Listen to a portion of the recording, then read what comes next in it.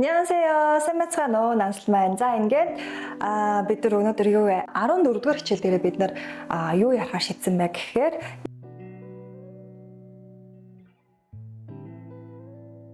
ирээдүйн цагийн хэв шинжтэй төлөвлөгөөний тухай бид нар орж ирэх байгаа. За төлөвлөгөө гэх юм маань юу гэдэг гинэ? 계획. Окей, 계획 гэдэг байна тийм ээ. За ингээд бүгдээрээ 13 дээрээсээ маш олон үгнүүдийг аваад ирсэн байхаа гэж багш найдаж байна. 13 дээр байгаа үгнүүд нь энд мэдээж юу вэ? Маш одоо юу вэ? Эрэлт хэрэгцээтэй үгнүүдийн нэг хэсэг байгаа гэж ойлгож байна. За ингээд бид нэр ирээдүйн цагийн одоо юу гэх юм? 읽어요. тэгэх ингэх болно гэсэн хувилбарыг үзээд дээрээс нь юу вэ? 고 буюу хоёр өгүүлбэрийг хооронд нь холбож өгдөг ийм дүрмийг багш нь өнөөдөр авчирсан байна. За ингээд бүгдээрээ дүрмдээ орцгоё. За тэмдэгнэр болон үйл үгийн араас нь 읽어요 гэдэг нөхцөл байна. За 읽어요 гэдэг нөхцөл маань тэгэх ингэх болно буюу ирээдүйн цагийг заасан хэсэг байгааз. За тэгээд ирээдүйн цагийг заахдаа ямар нэгэн тийм бодит үнэн зүйлийг би ярих үедээ дээрэс нь би юу вэ? Миний төлөвлөж буй нэгэн хэсгийг би ярих үедээ 읽어요 дүрмийг ашигладаг байх нь. За жишээ өгүүлбэрлүүгээ хэдүүлээ орж ирээ харъя да.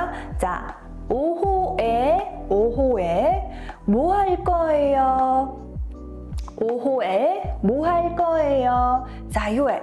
Нэг ёсондоо өдөөс хойш гэсэн үг байгаа тийм ээ. За өдөөс хойшдоо юу хийх вэ гэж асууж байгааз хийх вэ тийм ээ. Одоо бид нөгөө нэг хийдэг, хийсэн гэдэг үгнүүдийг үзсэн байгаа шүү дээ. Тэгэхээр бид нар одоо ингээд өгүүлбэрийг төгсгөхдөө өнгөрсөн цаг, ирээдүйн цаг одоо цагаар хүртэл ингээд төгсгөж чаддаг болж байгаа гэдэг бас нэг давуу тал байна гэсэн үг. За хаада бид нар дээр ерөөхдөө хамгийн их орж ирдэг нэг хэсэг шүү дээ. За хаада бид нар ингээд их тохиолдолд хаада дээр их хвчлэн жишээг авч хардаг. За хаада дээр нь 읽어요 нөхцөл залгаглаа, 할 거예요 нэг ёсондоо хаадагийн хаада хасагдлаа, ил доор нь залгаглаа. Тэгээ юу вэ? 거예요 гэдэг нөхцөл маань орж ирсэн байна.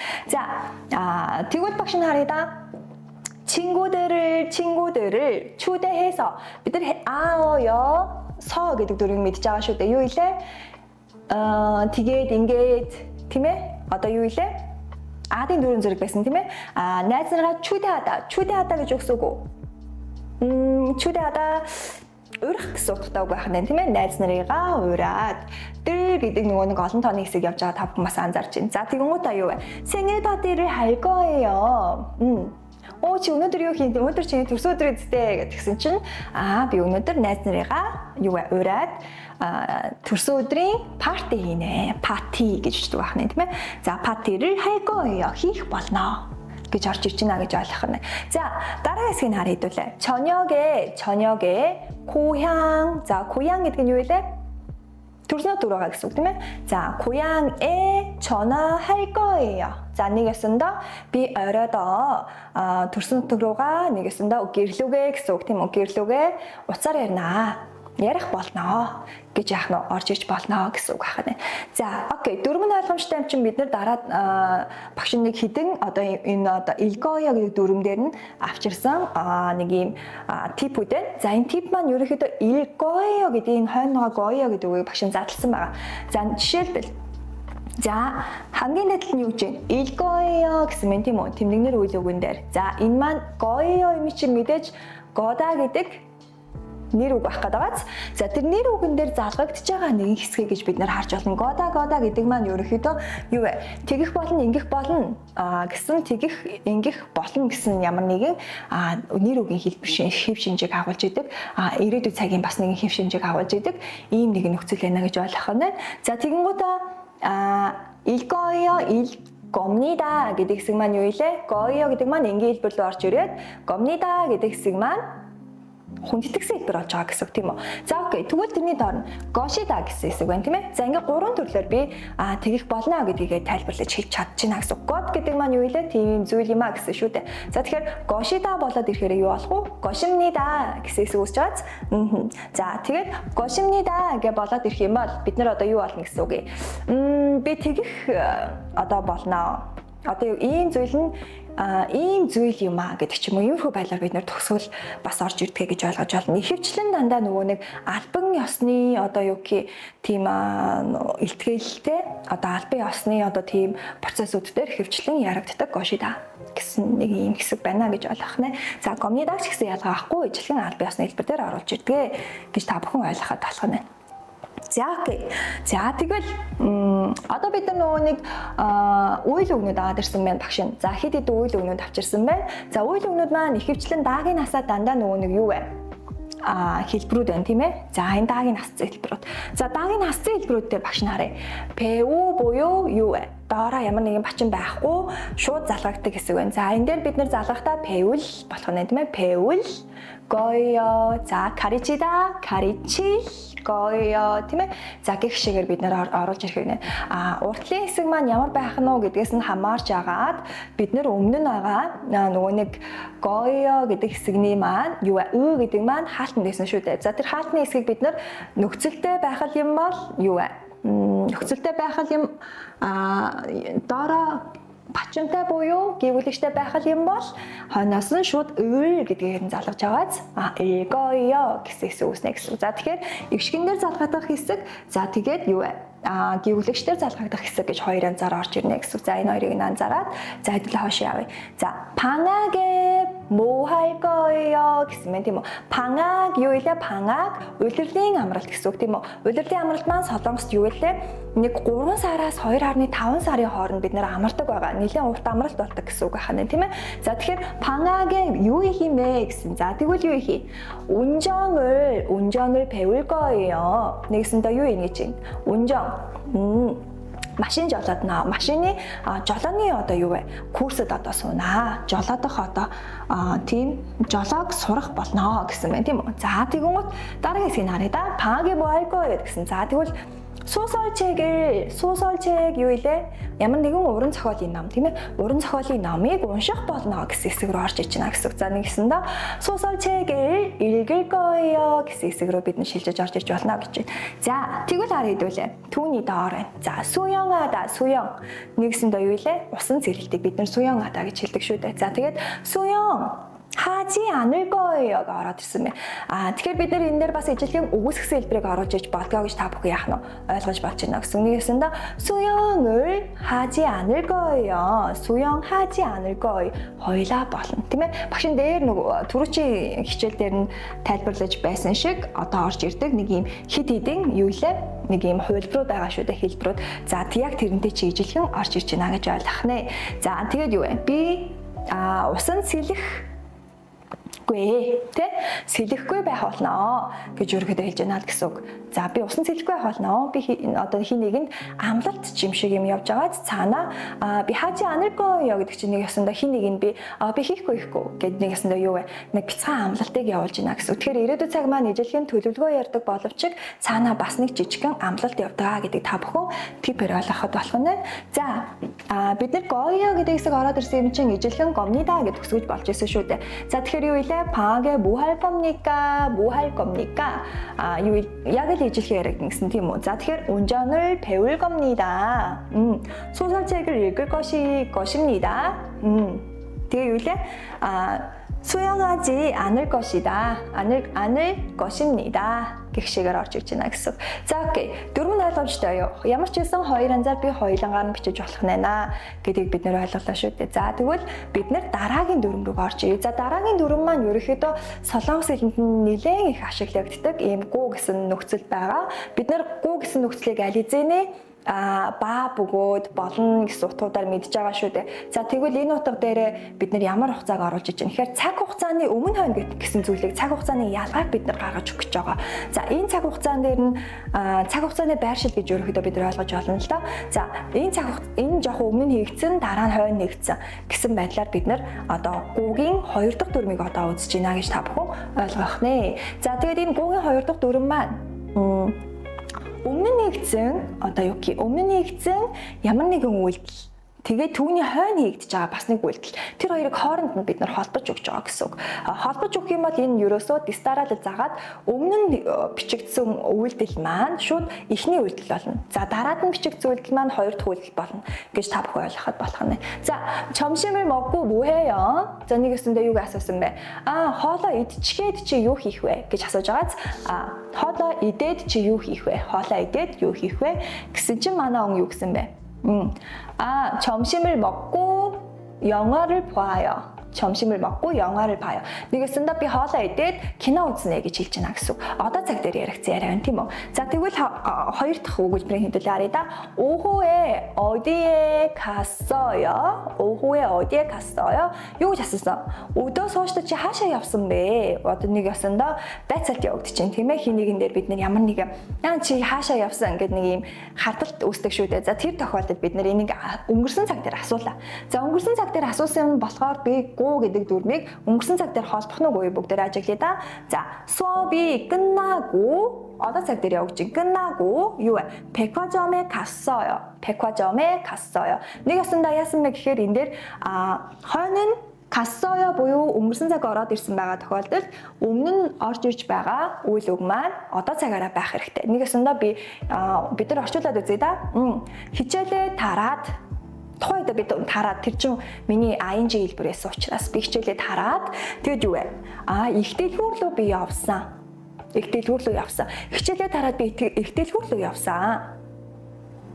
гэж орж иж байгаа. Тэгэхээр ерөнхийдөө бид нэр энэ дээр бас 끝났고 гэж бас орж иж болдог боловч ихэвчлэн хойноогоо өнгөрсөн цагийг ярих байгаа бол сан дөрвөө дандаа хойдлын өгүүлбэртэй хураадаг гэж ойлгож болно. Уртлын өгүүлбэрт бид нэр одоо цагаар нэлээд бичвэл юу вэ? Өгүүлбэр 100% ч гэсэн тухайн үеийн момент процессыг ч гэсэн илүү их нөгөө нэг төгс төгөлдөр гаргаж ирэх ийм бас хэв шинжээний хэсэг болдог шүү. За дараагийн 3 дахь нь харъя хэдүүлээ. 저녁에 뭐 할 거예요? нэгэсэндээ ирээдүйн цаг руу ярьсан байна тийм ээ. 저녁에 뭐 할 거예요? юу вэ? Оройдоо юу хийх юм бэ? Нэг ясандаа хийгээгүй байгаа үйлдэл аваад. За хийгээгүй байгаа үйлдэлийг бид нэр хийж бодож гинөө. 숙제를 하고 친구를 만날 거예요. 숙제를 하고 친구를 만날 거예요. 숙제 гэрийн даалгавар тийм үү? За гэрийн даалгавраа хийгээд одоо цаг явжаад 하고 одоо цаг 할 거고 энэ төр гэж орж ирэхгүй байгаа. За тэгэхээр бид нэр тэрийг анзаарах нь хоёр хэлбэр хоёулаа АБ гэдэг хэлбэрээр орж ирдэг боловч юу вэ? Өмнө нь дандаа одоо цагаар хамгийн хойно нь юу вэ? Би сан дөрвийг хураасан шиг яг ижилхэн ирээдүйн цагийнх ч гэсэн би хурааж бас болно гэсэн ойлголт байх нь. За тэгээ би хичээлээ хийчгээд гэрийн найзтайгаа уулзах болно гэж орж ирж байна гэсэн үг. За энэ хэсэг нь ойлгомжтой байна уу? За ойлгомжтой бол багш нь ерөнхийдөө энэ гоо гэдэг нөхцөл маань дахиад нэг тип юу илээ? Бид нэр баа бөгөөдөө гэдэг нэгдүгээр утгыг аль хэзээний мэдсэн шүү дээ. За тэгээд ингээ хоёрдугаар утга маань цаг хугацааны юу вэ? Байршил орж иж байна гэж ойлгож болох нь. За энэ дээр багш нь ерөнхийдөө 3 ийм одоо юу гэх юм жишээ өгүүлбэр авчирсан байна. За жишээ өгүүлбэрүүд маань та бүхэнд ойлгуулах гээд багш нь холбоогүй байгаа нэг ёсондоо. За 친구와 놀 거다. Нэг ясандаа би найзтайгаа тоглох болно. Года гэдэг нөхцөл маань одоо юу вэ? Ямар нэгэн хойноос залгуур авч төгсөөгүй байгаа хэлбэр байгааз года ирээдүйн цагийн хэлбэр байна. За тэгвэл харъя. Хоёр төгөлбөр маань 도서관에 갈 거다. Би найзтайгаа тоглох болно, номын сан руу явах болно. Энэ хоёр үйлдэл. За энэ хоёр үйлдэлийг би гоо гэдэг нөхцөлийг ашиглаад холбох нь байна, тийм үү? За гоо гэдэг нөхцөлийг ашиглаад холбоод үзье да. 친구와 놀고. Одоо цаг дээр ашиглаж байгааз яагаад вэ гэхээр би энэ года гэдэг зүйлийг хойно нь хурааж байгаа. Багш нь түрүүчийн хэлсэнчлэн хойно нь дандаа хураана гэсэн тийм үү. Ямар ч юу вэ? Өнгөрсөн цагч байсан, одоо цагч байсан бүгднийг дандаа хойно нь хураагаад дандаа гол нь гоо залгаж байгаа нөхцөл маань одоо цагаараа бичигднэ гэдгийг та бүхэн ойлгоход болно гэсэн. За тэгвэл юу вэ? 친구와 놀고 도서관에 갈 거예요. За нэгэсэндээ юу гэж байна? Би найзтайгаа тоглолцоход, зугаацчихад гэсэн утгатай үг тийм үү? 놀다, тоглох, зугаацах тийм ээ. За тэгчээд номын сан руу явнаа. Тэрний дараагийн үйлдэл болж орж иж байна. За тэгвэл 창문을 닫고 юу гэсэн үг юм? цонхоо би хаагаад 학교에 가다. Одоо цагийн хэлбэрүүд байна тийм үү хоёлаа. За тэгвэл би цонхоо хаачгаад сургууль руугаа явнаа гэсэн хэлбэр үүсэж байна тийм ээ. За тэгэхээр цонх гэсэн үг маань хаах гэсэн үг маань одоо цаг, када маань одоо цаг байна. За тэгвэл би энийг яаж холбох вэ? Яг л одоо цагуудаараа алдна тийм үү. 창문을 닫고 цонхоо хаагаад тэгээд юу вэ? 학교에 가요. Би цонхоо хаагаад сургууль руугаа явнаа. явдгаа болж байгааз. За окей тэгвэл дараагийн үйлдвэрийг харъя да. 요리를 했다. өнгөрсөн цаг байна. 요리를 했다. 저녁을 먹다. нэгсэндээ хоолоо хийсэн. хоолоо хийсэн 요리 гэдэг чинь бид нар хоолыг хэлдэг тийм үү хийдэг хоол. За хоолоо хийсэн. Тэгээд 저녁을 먹다. Би хоол идсэн, оройн хоолоо идсэн. За хоёулаа юу вэ? хоёулаа өнгөрсөн цаг дээр яригч. За холбоо хэдүүлээ. холбоод ирсэн чинь яах нь вэ? 요리를 하고 одоо нөгөө 했다 чи юу вэ? Одоо цаг руугаа шилжиж байгааз 하고 저녁을 먹었어요. нэгэсэндээ хойно хурааж байна гэсэн. Би хоолоо хийчгээд идсэн болж байгааз тэгэхээр юу одоо энэ нөгөө дистаралог гэдэг зүйлийг бид нэр ашиглаж ярих гэж байгаа учраас нөгөө нэг хоёр нөхцөл маань хоёулаа юу вэ? Яг ижилхэн байх шаардлага байхгүй. Дандаа одоо цагаар одоо үйл үг маань төгсөөд тэгээ хойдол дээр хурааж өнгөрсөн цаг, ирээдүйн цаг, одоо цаг гэдгээрээ төгсөгнө гэсэн үг. За энэ үртэл ахгүй юу? За энэ үртэл ахгүй бид нар юу гэдэг гоо гэдгийг маш сайн одоо төгс төгөлдөр ойлгосон гэж ойлгож болно. За тэгвэл бид нар одоо жишээ өгдөрөд харъя да. 주말에 юу илээ амралтын өдөр. 주말에 뭐 할 거예요? амралтын өдөр юу их вэ? 오전에 책을 읽고 오대 소문 ном унших는 энэ хүн. За тэгээд 오후에 산책을 할 거예요. өдөөс хойшдоо би салхилах болно. Тийм ээ? салхилах одоо юу гэх манайхан чи агаарлах гэж яриад байгаа шүү дээ. Тэгэхээр бас агаарлах гэж бас болно гэсэн. За тэгвэл дараагийн дүрм маань амар урт хэсэг байгааз. За 주말에 뭐 할 거예요 гэсэн чи энэ өглөөдөө би ном уншаад салхилаад гэдэг байгаа хүн маань амар тийм юу гэх фридом хүн байгаадаас энэ тийм одоо сингл ч юм уу тийм хүмүүсийн нэг хэсэг байх нь. За тэгвэл гэртээ ингээд бүр байж идэг одоо ээжүүдийн амьдралыг бид нэр амралтын өдрийн амьдралыг харъя да хэдүүлээ. За 아침에 가족 식사를 준비하고 за нэгэсэндээ юу вэ? өглөөдөө юу вэ? гэр бүлийнхэн одоо цаг бэлдээд гэсэн утгатай тийм үү? бэлдээд 자 тэгээд юу вэ? 점심에 청소하고 아이들과 놀고 за өдөртөө би гэрээ цэвэрлжгээд цэвэрлэгээ хийгээд хүүхдүүдтэйгээ тоглоод гэж тийм ээ хоёр утга хоёлаа орж ирж байна. цэвэрлэгээ хийчихэд хүүхдүүдтэйгээ тоглоод 저녁에 юу вэ? 저녁을 준비하고 잘 거예요. амар тийм 슬퍼요. тийм ээ хүүхдүүдээ амар тийм гонигтай байгаас ээж нарын чи амьдрал ийм л байгаа шүү дээ хүүхдүүдээ. юу вэ? нэгэсэндээ завгүй. маш завгүй. за 저녁에 оройдоо юу вэ? оройн хоолоо бэлдээд тэгээд унтдгаа. Тэ хоолоо мэдээж идэнэ л тэ. оройн хоолоо бэлдээд тэгээд юу вэ? унтдгаа. 잘 거예요. Тэ тэгээд унтах болно гэсэн нэг энийг одоо гэрээ эзэгтэй хүний нэг амралтын өдрийн төлөвлөгөө байгааз.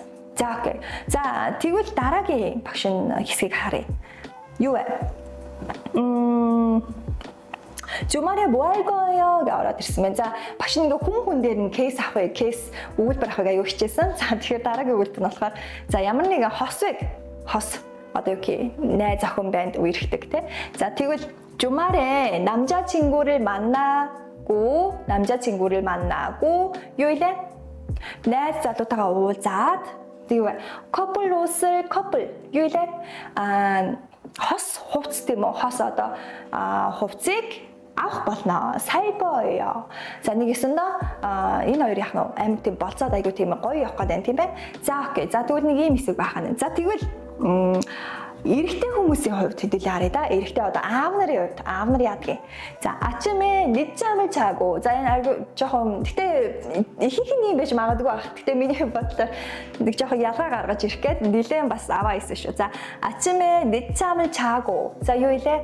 өглөөдөө ингээд өдөр хүртэл унтдаг. Тэ орой өглөөдөө жоохон ингээд орой сэрдэг. 늦잠 гэдэг нь юу илээ? оройтой сэрэх гэсэн үг шүү дээ. Тэгэхээр ерөөхдөө өглөөдөө орой сэрээд гэсэн утгатай. За өглөөдөө орой сэрээд 점심에 일어나서 자 옷 돈다 босч ирэхэд байна тийм үү? 옷 донд босч ирээд 일어나서 юу вэ? 식사하고 хоолоо идчихгээд тэ өдрийн хоолыг идэх юм шүү дээ. Өдрийн хоолыг идчихэд телевизион을 보고 юу вэ? Зурагт ингээд солио суух нь тийм үү? телевизион을 보고. За тэгэнгүүтээ дарааныхаа 저녁에 밥을 먹고 잘 거예요. 어려도 хоолоо идчихгээд унтаа. За нэг өсөндөө эрэгтэй хүмүүсийг амар муухайлсан баг тийм. Иймэрхүү байдлаар бас яг нэг өдөр өнгөрдөг гэж бас бид нар бичиж бас болох нэ гэж ойлгох нэ тий. За эрэгтэй хүмүүс байх юм бол уучлаарай. За багш нь ингээд дөрмүүдээ авчираад тэгээд round мөн өгдөө те рон. За BTS-ийн роныг авчирсан байна. За тэгээд хамгийн тийм юу гэх нэг тийм 귀여운 тэг 귀여워요 гэдэг ч үлээ. 귀엽다 гэдэг маань нэг тийм өхөөрдөн гэсэн утгатай те өхөөрдөн багшийн зургийг сонгохыг хичээсэн. 귀엽다. 귀엽다 өхөөрдөн. За тэгэнгүүт одоо бид нэр энэ дээр ронтой харилцаар ярих гэж байна. Рон түрүүнийхэн бид нэр одоо дөрмүүдэрийг ашиглаад гэсэн үг. За Рон 씨 내일 뭐 할 거예요? 내일 주일에 маргааш шүү дээ. За маргааш чи юу хийх юм бэ? 할 거예요. орчиж тийм ээ.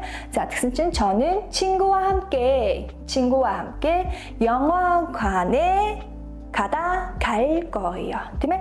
가다 갈 거예요. явах болно. хаашаа явна гинэ? театр руу явна гэж тийм үү? театр руу явна. За тэгээд 영화를 보다 밥을 먹다 энэ голд нь юу ах юм шиг байна гэдэг үү? мэдээж гуугаа авна тийм ээ. 영화를 보고 밥을 먹을 거예요. идэх болно. яагаад вэ? ирээдүйд цаг маргааш чи юу хийнгээ асууж байгаа учраас бид нэр ирээдүйд цагаар ярьж байна тийм үү? За 난슬마 씨는 뭐 할 거예요? гэж асуух юм байна тийм үү? тэгмүүд нь юу юм? 난슬마 ч гэсэн чи өчигдөр юу хийж байгаа юм бэ гэсэн утгаар орж иж байгааз. За 다리다 해둘래? 저는 면동에서 면동 одоо солонгосын бас нэгэн юм дүүрэг залуучуудын гудамж залуучуудын дүүрэг ч гэх юм уу бараг тэгж ойлгож байна. За 면동에 친구를 만날 거예요. байх нь тийм ээ. За 만날 거예요. 오케이. 자 тэгмута 친구를 만나서 найзтайгаа уулзаад тийм ээ. найзтайгаа уулзаад 쇼핑 юу илээ? 쇼핑 юм хөдлөж авах гэдэг тийм. 쇼핑하고 자 커피숍에 갈 거예요 гэж орж иж байгаа. За окей, 갈 거예요 гэж орж ирнэ гэсэн. За ингээ харилцан яриа маань ерөөхдөө айгүй тийм энгийн болж өрнөж байгааз одоо цаг дээр бид нэр яаж ярьдгаа мэдсэн. Тэгээд өнгөрсөн цаг дээр ч гэсэн яаж ярихаа гэдгийг мэдсэн.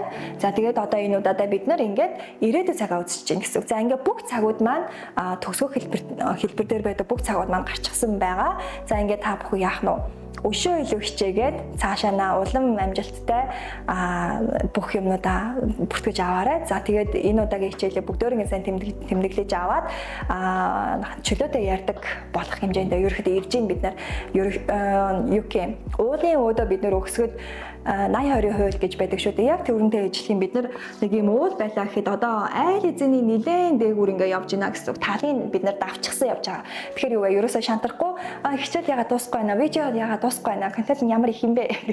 Ингэхгүйгээр бүгдөө ингээ шамдан үзээрэй. Ягаад тэгэхээр багш та бүхэнд маш их мэдээллийг хүргэх гэж ерөөхдөө хичээж байгаа. За ингээд бүгдээрээ 14 дугаар хичээлийн дуусгая. За ингээд 15 дугаар хичээлээ багштайгаа үргэлжлүүлээд хийцгээе. За ингээ 15 дараа уулзъя. За түр баяртай. 안녕.